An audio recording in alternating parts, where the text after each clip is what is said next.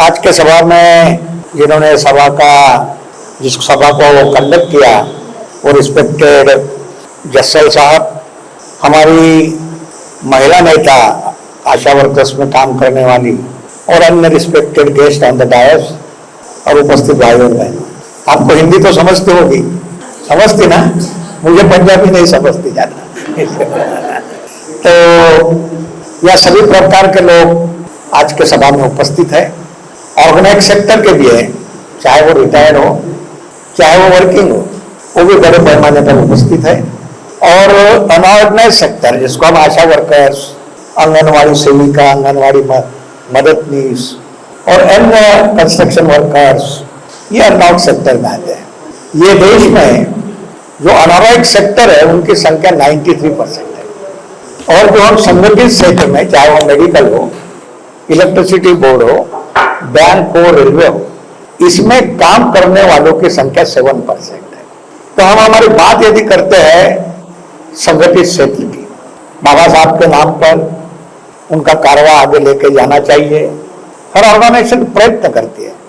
बाबा साहब ने social mission के कुछ विचार दिए, कुछ हद तक हमारे लोग लेके गए आगे। बाबा साहब ने पॉलिटिकल मिशन का भी संदेश दिया, कुछ हद तक पॉलिटिकल मिशन भी उनको आगे लिए गया। बाबा साहब ने रिलीजियस मिशन का भी संदेश दिया, उसको भी कुछ हद तक हम लोगों ने आगे दिया। तो बाबा साहब के गुरु कौन थे? महात्मा ज्योतिराव फुले थे। महात्मा ज्योतिराव फुले ये शूद्र समाज के थे, ओबीसी समाज के थे, और बाबा साहब अनटचेबल थे, वो अतिशूद्र समाज के थे। बाबा साहब बहुत पढ़े लिखे थे, महात्मा फुले पढ़े लिखे नहीं थे।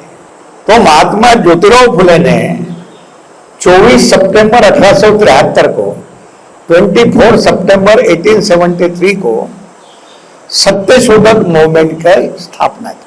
और पहला बुलेटिन है देश का जो हमारे ऊपर इंजस्टिस होता है, शूद्र अतिशूद्र के ऊपर, जो वर्कर्स के ऊपर कोई टास्क नहीं थे काम के, हमारे कोई वीकली हॉलीडे नहीं था, वो टाइम 1884 में महात्मा फुले ने जो एक बुलेटिन निकाला जिसको पेपर बोलते, उसका नाम था दीनबंधु। और दीनबंधु के नीचे लिखा था कि the journal is devoted in the interest of workers. तब पढ़े लिखे वर्कर्स नहीं थे, बैंक एम्प्लॉय नहीं थे, पंजाब जैसे इंजीनियर थे नहीं थे, हम भी नहीं थे। मगर दीनबंधु में जो सत्यशोधक मूवमेंट का बुलेटिन था, उसमें उन्होंने this journal is devoted in the stomach. कौन से वर्कर्स? जूट इंडस्ट्री में काम करने वाले वर्कर्स, मिल में काम करने वाले वर्कर्स, जिनको छुट्टी नहीं थी, जिनको फैक्ट्री एक्ट में कोई प्रोविजन नहीं थी, कुछ नहीं था। तो ये विचारों का पहला संगठन उनके जो साथी महात्मा फुले के नारायण मेघा लोखंडे, जो कि ओबीसी समाज के थे, जो शूद्र समाज के थे, उन्होंने 1884 को बॉम्बे मिल एंड एसोसिएशन की स्थापना सत्यशोधक मूवमेंट के आधार पर। सभी ऑर्गेनाइजेशन, सभी ट्रेड यूनियन, चाहे वो आईटेक हो, चाहे वो सीटू हो, चाहे वो एचएमएस हो, चाहे वो एचएमकेपी हो, चाहे वो इंटक हो, चाहे वो यूटीसी हो, चाहे वो बीएमएस हो, ये सभी ट्रेड यूनियन अपनी विचारधारा को लेकर आगे चलते हैं। उसमें बाद में बताऊंगा मैं किसकी विचारधारा क्या है। तो वैसे ये देश में फुले की विचारधारा का पहला ट्रेड यूनियन ये 1884 में बना। समस्या बहुत थी। आज हमारे 27 लाख आंगनवाड़ी सेविका काम कर रही पूरे देश में। महाराष्ट्र में 2.5 लाख काम कर रही, यहां भी काम करने वाले 1.5-2 लाख होगी। आशा वर्कर 74,000 है। कानून बहुत है, मिनिमम वेजेस एक्ट है, इंडस्ट्रियल डिस्प्यूट एक्ट है, बहुत सारे कानून है। पर कानून के तहत आज भी कुछ तो 2,500 बोले आपने मंथली, वो भी ऑनरम मिलता, सैलरी नहीं देते वो तुमको। वर्कमैन करके पूरे देश में ये हेल्थ का एक मिशन है नेशनल लेवल का, जो स्टेट ने डिस्ट्रीब्यूट किया। जो आंगनवाड़ी सेविका चाइल्ड डेवलपमेंट की स्कीम है वो स्टेट का कुछ शेयर है, सेंट्रल का शेयर है, उनको भी वर्कमन करके आज 25 साल हो गए। ये देश में कामगारों का दर्जा ये देश के आशा वर्कर्स और आंगनवाड़ी सेविका को अभी तक नहीं मिला। तो पहला ट्रेड यूनियन जब था तब समस्या बहुत थी। तो लेडीज लोगों के 10-10, ये नहीं मैं बोल रहा हूँ, बाबा साहब के वालूम में पढ़ो, महात्मा फुले के चरित्र में पढ़ो, 10-10 हजार के मोर्चे, संडे को छुट्टी होना, 14 घंटे काम करते उसके 8 घंटे होना चाहिए काम के आवर्स, और जो चाइल्ड लेबर काम करते थे उसको प्रोहिबिट करना चाहिए। इसके लिए बहुत बड़े मोर्चे निकाले। उसमें 10,000 महिला जो शिक्षित नहीं थी, उन्होंने नारायण मेघा लोखंडे के साथ, फुले के विचारों के साथ काम किया, जिसका परिणाम ये हुआ कि बंबई में 24 अप्रैल 1890 को एक मैमात मोर्चा निकाला ये मांगों के लिए, जिसका परिणाम ये हुआ कि ब्रिटिश सरकार को 10 जून 1890 को संडे की छुट्टी जाहिर करना पड़ा। हमारे सामने इतिहास बताया जाता है समाजवादी और कम्युनिस्ट द्वारा कि 1 मई को शिकागो में रिवॉल्यूशन हो गया, कुछ कामगार वहां मरे, रक्त उसका ब्लड से आया, एक झंडा निर्माण हो गया और हमको काम के 8 तास हो गए। ये भारत के संदर्भ में इतिहास सही नहीं है। भारत के संदर्भ में इधर स्टेट इधर कंट्री के बारे में सही होगा, पर भारत के संदर्भ में ये सही इतिहास ये है जो आज इंग्लिश किताब में law related to trade union, ये बड़ा रिनाउंड एक हाईकोर्ट जस्टिस ने किताब लिखा। उसके पहले हमने दीनबंधु के, शाहू महाराज के, कोल्हापुर के यूनिवर्सिटी के पूरे पेपर निकाले। तो इतिहास ये बताता है कि 10 जून 1890 को जो ब्रिटिश सरकार ने संडे की छुट्टी जो डिक्लेयर किया भारत में, उसका पूरा श्रेय महात्मा फुले के अम्बेडकराई आजादी को जाता है, जिसने काम के 14 तास 8 घंटे किए। जो फैक्ट्री कमीशन में 1891 को जो भी अमेंडमेंट हुआ वो उनके मैमथ एजिटेशन की वजह से होगा। ये भारत की लेबर मूवमेंट की हिस्ट्री है, और ये लेबर मूवमेंट की हिस्ट्री जिन्होंने बाबा साहब ने अपना गुरु माना, वो लेबर मूवमेंट की हिस्ट्री हमें भी 100 साल तक मालूम नहीं थी। जब हम 1980 में जूनियर इंजीनियर करके इलेक्ट्रिसिटी बोर्ड में लगे और लेबर मूवमेंट में काम करने लगे, हमें जानकारी हुई, हमारे तो प्रश्न रिजर्वेशन बाकी भी है, मगर हम जब समाज की बात करते हैं तो 93% समाज जो है आज उसमें 66% खेतीहर मजदूर है, कंस्ट्रक्शन वर्कर्स का परसेंटेज है, आंगनवाड़ी सेविका है, आशा वर्कर्स है, बहुत सारे हैं, इनकी संख्या 93% है। और सभी वो बहुजन समाज के लोग हैं, शेड्यूल कास्ट की ज्यादा है, शेड्यूल ट्राइब के लोग हैं, बाकी अन्य भी लोग हैं ओबीसी के। तो ये लोगों को इकट्ठा करने का जो संदेश महात्मा फुले ने दिया, उनके साथी नारायण मेघा लोखंडे ने हमें ये संदेश दिया। तो हमें भी कुछ आइडियोलॉजी होना चाहिए। बाबा साहब ने जो व्यवस्था के खिलाफ संघर्ष किया, और वो संघर्ष का फलित आज हम कॉन्स्टिट्यूशन के आर्टिकल 16(4) के माध्यम से, बाबा साहब ने शेड्यूल कास्ट, शेड्यूल ट्राइब शब्दों प्रयोग नहीं किया। जो अपॉइंटमेंट नौकरी के संदर्भ में क्या बाबा साहब ने लिखा 16(4) में, nothing in this article shall prevent the state from making provision for reservation in appointment in service if they are not advocately represented in the state for backward class citizen। जो सोशली एंड एजुकेशनली, जो article 340 का schedule caste का है, schedule article 340 schedule है, schedule tribe के लिए है, और आर्टिकल 340 ओबीसी के उत्थान के लिए रिकमेंडेशन करने का जो मंडल कमीशन की जो बाद में आई, वो 340 क्लास है। तो शेड्यूल कास्ट और शेड्यूल ट्राइब का जो शेड्यूल है ओबीसी का जो शेड्यूल है, they all are socially and educationally backward, और इसलिए बाबा साहब ने कॉन्स्टिट्यूशन में बैकवर्ड क्लास सिटीजन ये शब्द इनकॉर्पोरेट किया। बाबा साहब को बहुत तकलीफ हो गई, जो आज हम रिटायर्ड हो गए, आज हम जो नौकरी पर हैं। बाबा साहब ने जब 30 नवंबर 1948 पहले backward class schedule caste schedule tribe जो कवर होता है उसको नौकरी देने का प्रोविजन नहीं था, तो जो कॉन्स्टिट्यूएंट असेंबली थी, बाबा साहब तो कॉन्स्टिट्यूशन के ड्राफ्टिंग कमेटी के चेयरमैन थे, मगर ये सब डिस्कशन कॉन्स्टिट्यूशन में कौन से आर्टिकल इनकॉर्पोरेट करने का, इसकी चर्चा कॉन्स्टिट्यूएंट असेंबली में होती थी। तो कॉन्स्टिट्यूएंट असेंबली में यह चर्चा हो गई कि आर्टिकल 16(4) और आर्टिकल 15(4) एजुकेशन के रिजर्वेशन के लिए, तो 16(4) में चर्चा होते होते बैकवर्ड क्लास शब्द नहीं होना चाहिए करके अन्य कॉन्स्टिट्यूएंट के असेंबली के सदस्य ने भूमिका लिया।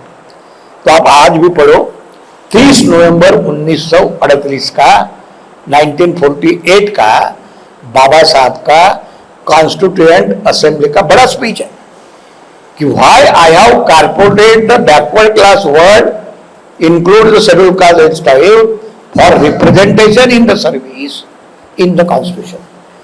तो कंक्लूडिंग पैरा में बाबा साहब म्हणतात it is a share of power, ये SC ST के और बाकी लोग या पावर, नौकरी है पावर, और ये पावर में शेयर होना चाहिए, ये निग्लिजिबल शेयर है, डिस्क्रिमिनेट होता है, और मैंडेटरी प्रोविजन होना चाहिए। ये लंबा मैं नहीं बोल रहा हूं, उनका कंक्लूडिंग, क्योंकि बाबा साहब आगे बोलते हैं कि all the service, all the post in service are occupied by the upper caste community. ये किसने बोला? बाबा साहब ने 30 नवंबर 1948 में बोला। और इसीलिए बाबा साहब का इतना बड़ा कर्ज हमारे ऊपर है कि हम पैसे कितने भी दिए हम चुका नहीं सकते। मूवमेंट के लिए पैसे, मैं ऐसा नहीं बोल रहा हूं कि कुछ ऐसे ही पैसे, मूवमेंट के लिए यदि हम कितने भी प्रॉपर डायरेक्शन में चलने वाली मूवमेंट कितने भी पैसे दिए तो बाबा साहब का हम कर्ज रिप्रेजेंटेशन नहीं रहता था, हम नहीं रहते थे। और इसी बात को लेके बाबा साहब ने जो व्यवस्था के विरोध में संघर्ष किया, बाबा साहब ने बंच ऑफ थॉट्स में जो 1954 में भारतीय मजदूर संघ का निर्माण हो गया। भारतीय मजदूर संघ का निर्माण कैसा हुआ? जो बंच ऑफ थॉट्स में जो वर्ण व्यवस्था का पुरस्कार किया, वो ग्रंथ को आदर्श मानते हुए 1954 को भारतीय मजदूर संघ का निर्माण होगा लेबर फील्ड में। 1920 को ये देश में हाईटेक का निर्माण हो गया, all India trade union Congress, जो लेफ्टिस्ट के कंट्रोल में है। उसके बाद में महात्मा गांधी जी के विचारों वाले लोगों को ऐसा लगा कि क्यों महात्मा गांधी जी के विचार लेबर मूवमेंट 93% में बहुजनों के बीच में, SC ST के बीच में क्यों न फैलाए। तो ये देश में Indian national trade union Congress, जिसको हम इंटक बोलते, उसका भी निर्माण हुआ। ये देश में कुछ लोगों को लगा कि राम मनोहर लोहिया जी का बहुत बड़ा योगदान सोशलिस्ट मूवमेंट में है करके क्यों ना हम ट्रेड यूनियन का निर्माण करें, लेबर मूवमेंट क्यों निर्माण न करें। इसलिए हिंद मजदूर सभा और हिंद मजदूर किसान पंचायत का भी निर्माण हो गया। बाद में कम्युनिस्ट में बाइफर्केशन हो गए, C2 निर्माण हो गई, फिर UTUC बहुत सारे हो गए। मगर ये सभी विचारधारा ये देश में इंटरनेशनल लेवल और नेशनल लेवल पर 12 ट्रेड यूनियन काम करती है। अभी बाबा साहब का लेबर मिशन कब से शुरू हो गया? 1923 को बाबा साहब ने बहिष्कृत हितकारिणी सभा बनाया, सोशल मूवमेंट बनाया। आपको सभी इतिहास मालूम है, वो पूरा त्रिपक्षीय करार से लेकर पुनः पैक्ट से, वो मैं नहीं दोहराऊंगा। मगर बाबा साहब ने पहला 1936 को 15 अगस्त 1936 को इंडिपेंडेंट लेबर पार्टी, ये पॉलिटिकल पार्टी बनाए। उसका नाम क्या था? इंडिपेंडेंट लेबर पार्टी स्वतंत्र मजदूर पक्ष। और पहला कॉन्स्टिट्यूएंट असेंबली का जो इलेक्शन हो गया उसका मैनिफेस्टो आज भी पढ़ो आप। तो मैनिफेस्टो बाबा साहब का इंडिपेंडेंट लेबर यूनियन का ये मैनिफेस्टो ऑर्गेनाइज सेक्टर के वर्कर के लिए, एग्रीकल्चर वर्कर के लिए, खेतीहर मजदूर के लिए वो डिवोटेड था। बाबा साहब का मैनिफेस्टो इंडिपेंडेंट लेबर यूनियन का जो आज हम समस्या बता रहे हैं कि 25 साल के अंदर 2500 हमको मिल रहा, मगर वो टाइम में बाबा साहब ने मैनिफेस्टो में लिख दिया कि असंगठित क्षेत्र के मजदूरों की जो समस्या है वो हल करने का हम प्रयास करेंगे। ये बात 37 की हो गई। पॉलिटिकल पार्टी थी। बाबा साहब ने 1937 में क्या किया? बाबा साहब बहुत बड़े व्यक्तित्व थे। जो आज हम बात कर रहे हैं ट्रेड यूनियन बनाने की, वो बात बाबा साहब ने 37 में किया। क्या बात किया कि बाबा साहब ने म्युनिसिपल कारपोरेशन, जैसा चंडीगढ़ पटियाला म्युनिसिपल कारपोरेशन है, वह स्वीपर समाज, सुदर्शन समाज के, बौद्ध समाज के, शेड्यूल कास्ट समाज के लोग झाड़ू मारते हैं। और ये झाड़ू मारने वालों लोगों का पहला ट्रेड यूनियन, बाबा साहब विद्वान थे। बाबा साहब को सोसाइटी रजिस्ट्रेशन एक्ट 1860 भी मालूम था। और बाबा साहब जिसके अंदर चैरिटी और वेलफेयर ऑर्गेनाइजेशन होती है, और बाबा साहब को ट्रेड यूनियन एक्ट 1926 भी मालूम था। तो बाबा साहब ने झाड़ू मारने का संगठन वालों का संगठन एक ट्रेड यूनियन एक्ट में रजिस्टर किया। उसका नाम था मुंबई म्युनिसिपल कामगार संघ। तो ये मैं नहीं बोलता, बाबा साहब के वॉल्यूम और स्पीचेस में आप चले जाइए तो उसकी जनरल मीटिंग, जैसे आज जस्सल साहब ने इंडिपेंडेंट लेबर यूनियन की मीटिंग बुलाया, वैसे ही यूनियन की, हर यूनियन की एक जनरल मीटिंग होती है, उनके प्रश्नों पर चर्चा होती है। तो ये मीटिंग 13 जुलाई 1941 को बॉम्बे के जहांगीर कावासकी हॉल में हुई। तो बाबा साहब यूनियन के अध्यक्ष बने थे। छोटे से यूनियन को लोगों को दिशा देने के लिए बाबा साहब झाड़ू मारने वाले की यूनियन का नाम म्युनिसिपल कामगार संघ था। उसके स्वयं वो अध्यक्ष बन गए और चेयरपर्सन करके 13 जुलाई 1941 को उन्होंने लोगों के 2500 कामगारों के सामने जो स्पीच दिया, वो स्पीच आज हमारे लिए आदर्श है। क्या स्पीच दिया बाबा साहब ने? क्या स्पीच दिया कि आपका काम इतना अच्छा है कि मुझे बोलने की तो इच्छा नहीं है, मगर मैं यूनियन का भी अध्यक्ष हूं और ये सभा का भी अध्यक्ष हूं, तो मुझे कुछ तो बात करना पड़ेगा। तो बाबा साहब ने क्या बोला? मुझे एक बात की खुशी है। कौन सी बात की खुशी है? अपने यूनियन का गठन 1937 में हुआ। 1938 में अपनी मेंबरशिप 2000 थी और 1940 में आज वो 5000 हो गई। बाबा साहब को इसकी खुशी हो गई। हम ऑर्गेनाइजेशन बनाते हैं पर उसको बढ़ाते नहीं है, तो बाबा साहब के हम फॉलोअर है। तो बाबा साहब ने स्पीच में बोला ये 5000 हो गई। दूसरी बात बोले, मैं 1919 से बहुत संगठन के आंदोलन देखे। हमारे यूनियन नहीं रहने के कारण हम आंदोलन में नहीं गए। मुझे देश की स्थिति आशा वर्कर्स की मालूम है, इंक्लूडिंग नागपुर, महाराष्ट्र, पूरी मालूम है। कितने आंदोलन होते, कितने, सभी मालूम है। ठीक है, बैनर कोई भी रहो, इतने आंदोलन हुए, हम पार्टिसिपेट हुए, हमारे लोग पार्टिसिपेट हुए, मगर हमें कुछ नहीं मिला। मगर हम अपने झंडे के नीचे, ऑर्गेनाइजेशन के नीचे जब संगठित हो गए और एक ही संप किया, ये मैं नहीं बोल रहा हूं, ये बाबा साहब यूनियन के अध्यक्ष करके भाषण कर रहे, एक ही संप किया तो म्युनिसिपल कमिश्नर के तरफ हमें जाना नहीं पड़ा, म्युनिसिपल कमिश्नर हमारे तरफ आए, हमारी मांगे पूरी की। क्या बोलते, क्या मैसेज देते? कुछ लोग क्या बोलते, नई यूनियन क्या करेगी?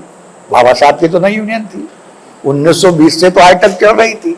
बाबा साहब ने 37 में म्युनिसिपल कामगारों का संगठन बोला, तो सभी की सभी मांगे। ये बाबा साहब ने बोला वाक्य है, ये मेरा वाक्य नहीं है, आप कोई भी स्पीच में वॉल्यूम में जाके देखो। तो इसलिए साथियों, बाबा साहब का जो लेबर मिशन, जो इंडिपेंडेंट लेबर पार्टी बनाए, पॉलिटिकल पार्टी थी, और इसलिए बाबा साहब के मिशन के दो शब्द, इंडिपेंडेंट लेबर, और बाबा साहब ने जो यूनियन बनाया उसको लेके इंडिपेंडेंट लेबर यूनियन की हमने स्थापना की, इंडिपेंडेंट लेबर यूनियन की स्थापना की। अब बाबा साहब 1942 से लेके 1946 तक ये वाइसराय लेबर मिनिस्ट्री में लेबर मिनिस्टर थे, एनर्जी मिनिस्टर थे। उन्होंने, सबकी चर्चा होती है, बाबा साहब ने इतने कानून बनाए, इंडस्ट्रियल डिस्प्यूट एक्ट, जिसमें सम का अधिकार पहले नहीं था हमको।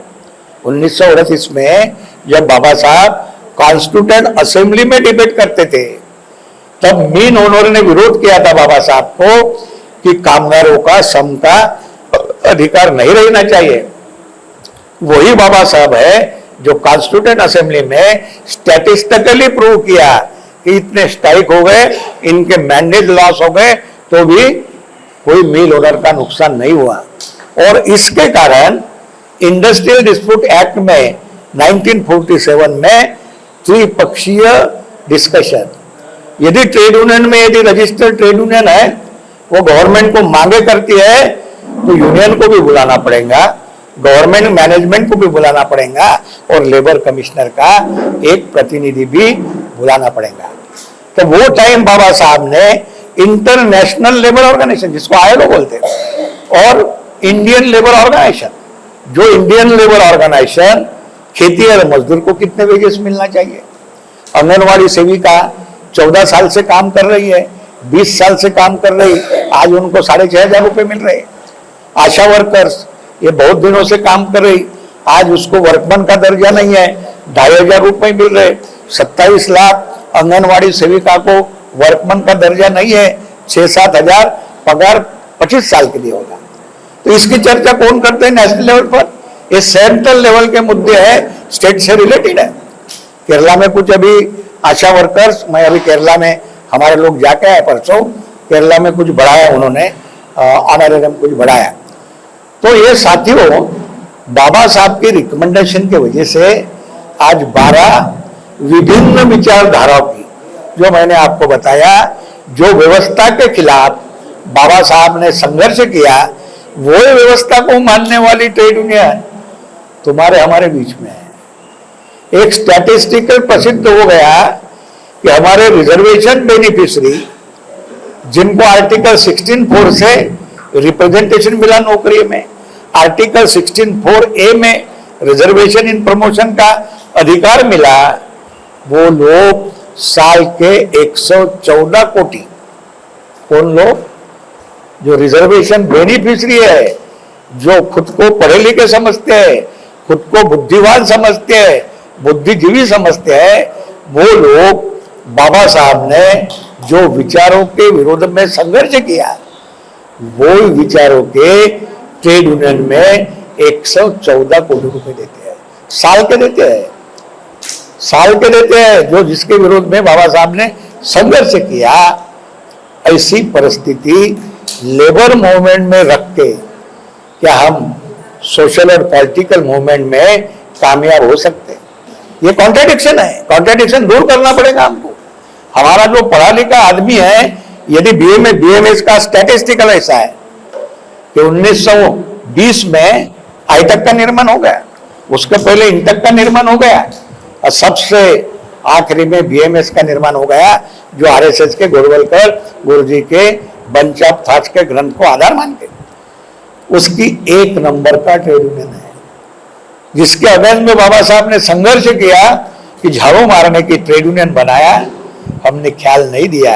आज झाड़ू मारने वालों की ट्रेड यूनियन BMS को अफिलेटेड है, जिन्होंने जो व्यवस्था के हम विक्टिमाइज होके आज भी हमारे माँ बाप झाड़ू मारते हैं, वो व्यवस्था को मानने वाले लेबर मूवमेंट को हम पैसे भी देते हैं, उनको झंडे भी पकड़ते हैं और सब करते हैं। इसलिए साथियों, एक प्रसंग ऐसा था कि पहले टाइम कम्युनिस्ट और फॉरवर्ड ब्लॉक के भारत में 61 एमपी थे, 61 एमपी थे, और कांग्रेस का सरकार ये 61 एमपी के ऊपर डिपेंड था, शायद वो नरसिंह राव का है शायद। अब इनका बेस क्या है? सीपीएम सीपीआई तक का, सीपीएम और सीपीआई का ट्रेड यूनियन बेस है। सीपीएम सीटू को मानती है, सीपीआई आई तक सीपीआई को मानती है, चाहे कागज पर न हो पर मानती है।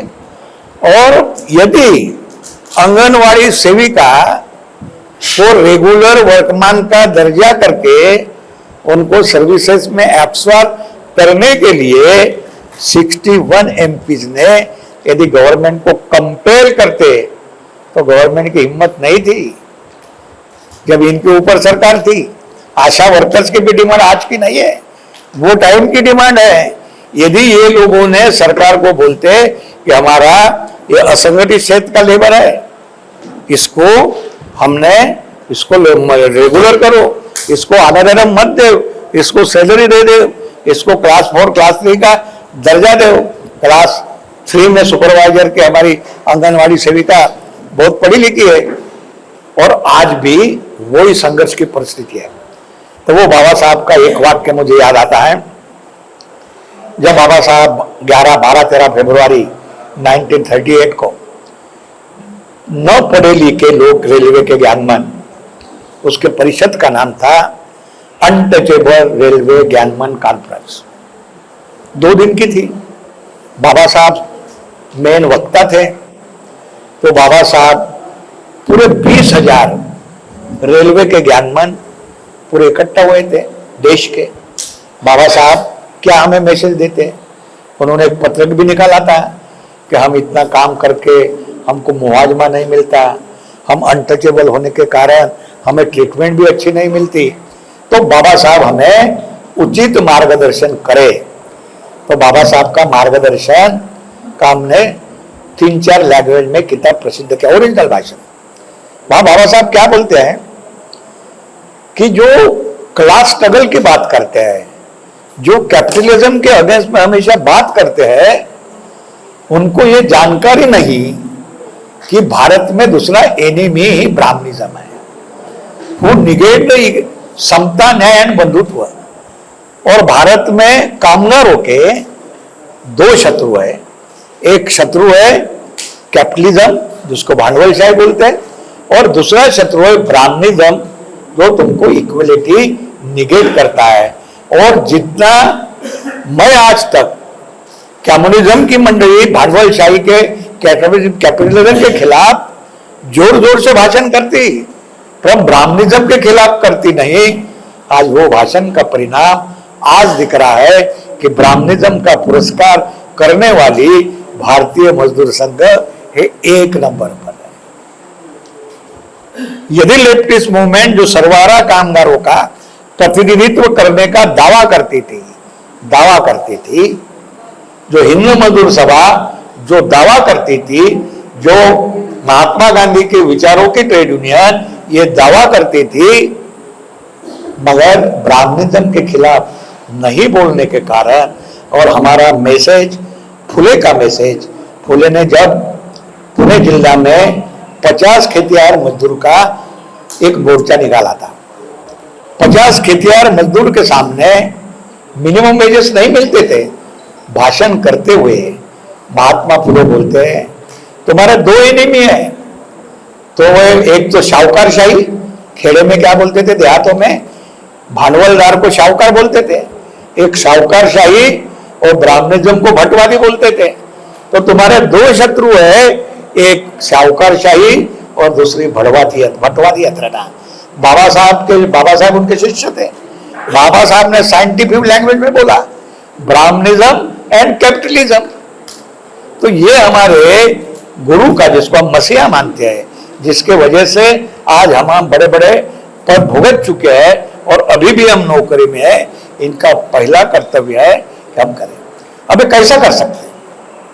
12 trade union international labour organisation और इंडियन लेबर ऑर्गेनाइजेशन पर डिस्कशन को जाती, prime minister, Niti commission, finance minister, ये लोगों के साथ चर्चा करता है कि आंगनवाड़ी 20 साल से क्या करना चाहिए। हम नहीं है उसमें, अब जाएंगे अभी 2025 में, जिसका परिणाम हुआ मिनिमम वेजेस 8 घंटे काम करने वाली।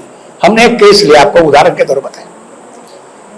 कुछ जो ऑफिस में काम करने वाले स्वीपर है, वो 6 घंटे काम करते थे, उसको पगार कितना देते थे इलेक्ट्रिसिटी बोर्ड मैनेजमेंट? सिर्फ 6,000 7,000। हमारे एक एक्टिविस्ट ने क्या किया, और 7-8 साल से काम कर रही, मिनिमम वेजेस के तहत वो तो 8 घंटे करती थी, प्रूव कर दिया हमने। आज जो 8-9 हजार मिल गए थे, उसको इमीडिएटली लेबर कमिश्नर के सामने मैनेजमेंट को कबूल करना पड़ा। 12,000 रुपये तनख्वाह शुरू हो गया। बात छोटी है, बात छोटी है, मगर सही ढंग से उसको हमने उठाया। हमारे वर्कर एक्टिविस्ट ऐसे तैयार हो गए। मैं तो ये भी सोच रहा था कि आशा वर्कर और आंगनवाड़ी सेविका को वर्कमैन का दर्जा क्यों नहीं मिलता इंडस्ट्रियल डिस्प्यूट एक्ट में? जिसको वर्कमैन का दर्जा है, आज कंस्ट्रक्शन वर्कर है, कंस्ट्रक्शन वर्कर काम करते करते गिर गया। एक महिला कंस्ट्रक्शन वर्कर है, वो उसको सीमेंट देते देते, मेटल देते देते कुछ उसका एक्सीडेंट हो गया, तो उनको 2.5 लाख रुपए मिलते, क्योंकि वर्कमैन का दर्जा है। महाराष्ट्र में हमारे कंस्ट्रक्शन वर्कर के 40,000 पिछले साल के मेंबर थे, कागज पर थे, और उन्होंने दिन भर मजूरी करते हैं, श्रम करते हैं, शाम को पैसे मिलते हैं। उन्होंने कंट्रीब्यूट किया और 50 लाख का ऑफिस वर्धा विदर्भ में उन्होंने बनाया। काम करने वाले, हम नौकरी वाले, पेंशन वाले, जो दिन भर काम करते हैं, जिसको मूवमेंट समझ गई, जिसको मूवमेंट समझ गई, और जो चाहे वो पढ़ा लिखा ना क्यों, पर यदि मिशन समझता है कि हम बाबा साहब के लेबर मिशन को कारवा आगे लेके जाने वाली इंडिपेंडेंट लेबर यूनियन से अफिलेट है, और इसलिए 50 लाख का बढ़िया, जहाँ 70-80 लोग बैठ सकते, रहने की अरेंजमेंट है, सब फैसिलिटी है। ये कंस्ट्रक्शन वर्कर्स भी बना सकते हैं, उनकी ऑर्गेनाइजेशन बना सकते हैं। अब तो ये दर्जा के लिए, अब मैं अमेरिका में कुछ दिन रहा, मेरी लड़की थी अमेरिका में, काम करने वाले घरेलू, ये घरेलू काम करने वाली जो लेडी रही थी, उसके साथ एग्रीमेंट होता है कि मेरे को 50,000 पगार होना, मैं 8 ही घंटे काम करूंगा, मेरी सैलरी ये तारीख को मिलना चाहिए। मगर वायलेशन ऑफ एक्ट हुआ, जो भी कानून बने, तो आपको मालूम है कि देवयानी खोबरागड़े, एक महाराष्ट्र के प्रिंसिपल सेक्रेटरी, IAS की लड़की, जो अमेरिका में एम्बेसडर थी, उसके नौकरानी ने, घर में काम करने वाली इंडियन नौकर थी, उसने किसको तो भी ये कर दिया कि तेरे को पगार नहीं मिलता, इसे लिख के दे। उसमें पुलिस में तकरार किया कि मेरे को महीने की सैलरी नहीं मिलती, मेरे से 14 घंटे काम लेती है ये मेरी मालकिन। तो ये रिपोर्ट किए बगैर अमेरिका के कानून इतने स्ट्रिक्ट है कि उसको एम्बेसी में जाते जाते अरेस्ट कर लिया। ये सब टाइम्स ऑफ इंडिया में लेके बाद में उसके कैसे हाल हो गए मेरे को मालूम है ना। अभी छोटे नेदरलैंड कहीं तभी अभी 4 साल के बाद उसको रेगुलर पोस्टिंग, एक छोटे जो अमेरिका के एम्बेसडर थी, IFS इंडियन फॉरेन सर्विस है, उसको सिर्फ घरेलू कामगार के एक वजह से तकरार कर। हमारे इसमें घरेलू कामगार भारत में बहुत है, हमने भी महाराष्ट्र में बड़ा घरेलू कामगार का संगठन बनाया। क्यों बनाया? हमारे यहाँ रूपा कुलकर्णी करके है, वो बहुत लोग हुए, बाद में ब्राह्मण थी, वो चलाती थी।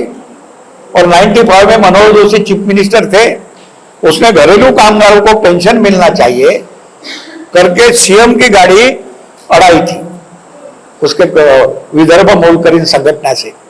तो सब पेपर में आ गया कि मनोहर जोशी ने घरेलू कामगारों के सभी मांगे पूरे कर लिया, पेंशन से लेके मिनिमम वेजेस से लेके। मगर अभी 40 साल हो गए, परसों उसका स्टेटमेंट आया, एक भी मांग पूरी नहीं हो गई। आज हमने जो उनको कार्ड नहीं मिलता था लेबर कमिश्नर से, बहुत दिक्कतें थी बाकी इसके लिए, तो हमारे कुछ एक्टिविस्ट, महिला एक्टिविस्ट में स्वयं में ये बनाया और अभी उसका रिजॉल्व हो धीरे धीरे ये कर रहे हैं। साथियों, मेरा कंक्लूडिंग में कहना है कि कल मेरी अपॉइंटमेंट ट्यूसडे को चीफ लेबर कमिश्नर से, एक्चुअली वो कल ही होना था, तो अभी उन्होंने रिवाइज उसके पीए ने फोन कराया। आज इंडिपेंडेंट लेबर यूनियन से 60 प्लस डिफेंस के हमने एक ही डाला, पर उसके यूनियन है 21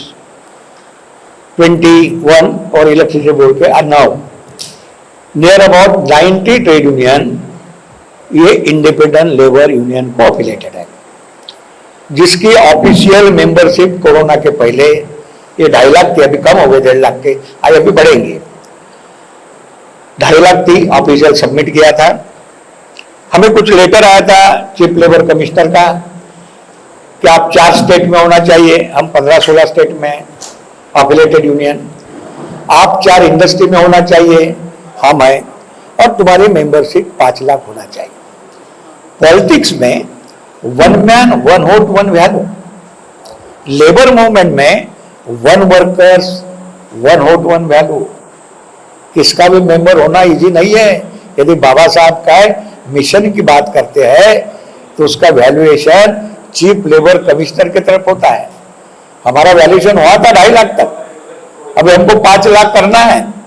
तो हमारे अफिलिएटेड ट्रेड यूनियन, जितने ज्यादा ट्रेड यूनियन बने, अभी तमिलनाडु में आपको बताता हूं, मैं पहले बार तमिलनाडु में गया, मेरा एक भी पहचान का नहीं था, और वह इलेक्ट्रिसिटी बोर्ड के इंजीनियर्स एंड एम्प्लॉयज यूनियन थी।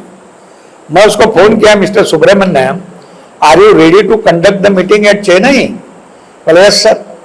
जब मैं मीटिंग में गया, पहले मेरे पहचान का नहीं था, जिसने मीटिंग किया वो डिप्टी इंजीनियर एमएससीबी में था, 23 लोग थे, बैनर लगा था, बाबा साहब का फोटो, यूनियन का नाम, और उसके बाजू में मास्क का भी फोटो था। मैंने कुछ नहीं बोला, मैं 23 लोगों को अपना लिटरेचर बताया, पर 23 लोगों के हाथ में एनिहिलेशन ऑफ कास्ट, जो तमिल भाषांतरित किताब है, वो हर एक के हाथ में था। मैंने उसको पूछा, भाई हर एक के हाथ में annihilation of caste Tamil language का किताब क्यों है? तो उन्होंने बताया, एक सोशल वर्कर की शादी थी, उसने 1 लाख प्रिंटेड कॉपी किया तमिल में और हर एक को फ्री ऑफ कॉस्ट दिया। तो मुझे कॉन्फिडेंस था कि जो एनिहिलेशन ऑफ कास्ट किताब पढ़ता है उसके विचारों में परिवर्तन आता है। तो उन्होंने मेरे को रिक्वेस्ट किया कि साहब मदुरई में एक हम बड़ी मीटिंग लेते हैं, आप आओगे क्या? बोला यस। वो मीटिंग के स्टेट के 250-300 लोग थे, मेरा स्पीच होगा इंग्लिश में। उन्होंने मेरे को एक ही सवाल पूछा, ऑल इंडिया इंडिपेंडेंट विद्युत एम्प्लॉय फेडरेशन के कॉन्स्टिट्यूशन में what are the objective of your constitution? तो मैंने पढ़ के दिखा दिया हमारा ऑब्जेक्ट क्या लिखा है। We propagate the ideology of Phule Shahu Ambedkar and Ramaswamy Periyar. जैसा ही ये पढ़ा तो 300 लोग खड़े हो गए और उन्होंने बोला, वहां भी भास्कर बाबा साहब का फोटो था, अफिलिएटेड टू आई तक था, मैं कुछ बोला नहीं उनको, मतलब एक बार का विचारों में परिवर्तन हुआ। तो फिर वहां भी फोटो थे, लोगों ने रिजॉल्व किया कि 9000 मेंबर इंडिपेंडेंट लेबर यूनियन से अफिलिएट होंगे। फिर मैं वेल्लोर गया, मैं न बताते हुए बैनर पर सिर्फ बाबा साहब का ही फोटो था, दूसरा नहीं था, और नीचे affiliated to independent labour union था। तो परिवर्तन होता है साथियों। जब मैं त्रिची एक कैडर कैंप लेने के लिए इंडिपेंडेंट लेबर यूनियन को गया तो मुझे स्वामीनाथन मिले, वो दिल्ली के डिफेंस में सुपरवाइजर थे, जिसका पूरा life NFTU national federation of trade union थोड़ी लेफ्टिस्ट विचारधारा से चलती है, वो भी 12 ट्रेड यूनियन में है, उसका वाइस प्रेसिडेंट था, उसका इंटरनेशनल लेबर एजेंट ऑर्गेनाइजेशन का नॉमिनेटेड मेंबर था। वो त्रिची में मुझे मिला, वो अभी सेटल कहाँ हो गया? ईरोड में हो गया, जहाँ रामास्वामी पेरियार का बर्थ प्लेस है, ईरोड। वो त्रिची में आए 100 किलोमीटर, तो मुझे रिक्वेस्ट किया, साहब मुझे इंडिपेंडेंट लेबर यूनियन काम करना है। तो मैंने बोला okay, you have to resign from all the post of NAT, right from your representative at national level, वो भी रिजाइन करना पड़ेगा। उन्होंने वो रिजाइन किया, सभी पदों का रिजाइन किया। Now he is the vice president for the south zone. आपको आश्चर्य लगेगा, 3 साल के अंदर वो आदमी ने अनॉइड सेक्टर जहाँ चाय के मले है, वहां जो लेडीज काम करती है कर्नाटक, और उसमें 3 स्टेट में नंबर ऑफ ट्रेड यूनियन उसने 22 से 23 किया। था परसों केरला में मीटिंग हो गई। हम एक लेडीज है हमारे अच्छी वर्कर कर्नाटका में, मैं गया तो सब लेडीज को इकट्ठा किया, महिला को एक ट्रेड यूनियन वहां भी बनाया। परसों मैं बीजापुर भी गया था, वही लेडीज ने किया। तो यदि हमारे बीच में हम कंफ्यूजन नहीं रखते, ये बाबा साहब का लेबर मिशन जो कॉन्ट्रडिक्शन में चल रहा है, पढ़े लिए लोग भी उसको पैसे दे रहे, झंडा पकड़ रहे, तो वो कॉन्ट्रडिक्शन बंद करके बाबा साहब का 93% ये असंगठित क्षेत्र में काम करने वाले मजदूर, चाहे वो मजदूर महिला हो चाहे पुरुष हो, उसको लेके जाना। मैं जाते जाते एक ही बात बताऊं, जब उनके कंट्रोल में आप रहे थे, मैं भी पोस्ट में कल बैठा था, पोस्ट की ट्रेड यूनियन है अपनी, 4.5 लाख एम्प्लॉय पोस्ट में पुणे, दिल्ली के लोग बता रहे थे साहब हम बीएमएस के मेंबर थे, हमको वो बोले अयोध्या चलो, तो अयोध्या जाना पड़ता था क्योंकि हम उनके कंट्रोल में थे। आदेश नहीं माने तो हमको हमारे काम नहीं करते थे, हमारी हिम्मत नहीं होती थी। उनको सबको मैं नागपुर में बुलाया 2 साल पहले, मीटिंग लिया और नेशनल लेवल का ऑल इंडिया का पोस्ट का ट्रेड यूनियन बनाया। कल मेरे को मिले वो कटारिया वगैरह हरियाणा के, आज वो सही ढंग से काम कर रहे हैं। 6 जुलाई का एक प्रोग्राम दिल्ली में खास उनके लिए, डिफेंस फोर्टिवल है, फोर्टिवल डिफेंस में भी मैं बीच में कानपुर गया था, बहुत अच्छा मजमा है, इंडिपेंडेंट लेबर यूनियन के साथ अफिलिएट है। यंग डिफेंस का फेलो ये वो हमारा यंग फेलो है, बहुत अच्छा कैडर वाला है, वो भी कल साथ में रहेंगे, वो परसों हमारे। तो साथियों, हमें कोई डिमोरलाइज होकर काम करना नहीं है, क्या ये हमें नई ट्रेड यूनियन है क्या है। हम यदि सही ढंग से सही कानून से यदि काम करते, मैं तो बीच में सोच रहा था कि संघर्ष बहुत हो गया, बहुत लोगों ने किया, क्या हम ये आशा वर्कर्स को वर्कमैन का दर्जा देने के लिए कुछ सुप्रीम कोर्ट तक लिटिगेशन ले सकते? हम इसके लिए पैसे नहीं मांगेगा आपको, इंडिपेंडेंट लेबर यूनियन बेयर करेंगी। ये भी हम अच्छे एडवोकेट के, इंदिरा जयसिंह हमारी जैसी रिजर्वेशन इन प्रमोशन के एच चौहान और इंदिरा जयसिंह, ये हमारे एडवोकेट है।